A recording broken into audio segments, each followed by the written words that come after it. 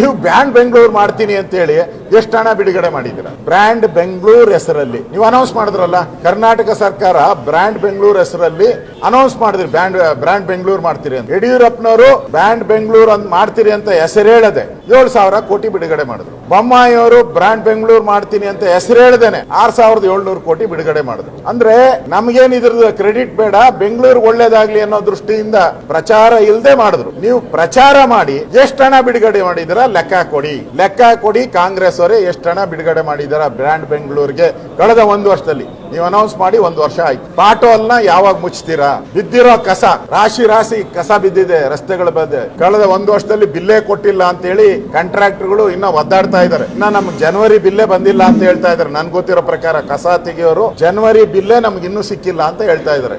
ಸತ್ಯನೋ ನಿಜನೋ ಹೇಳಿ.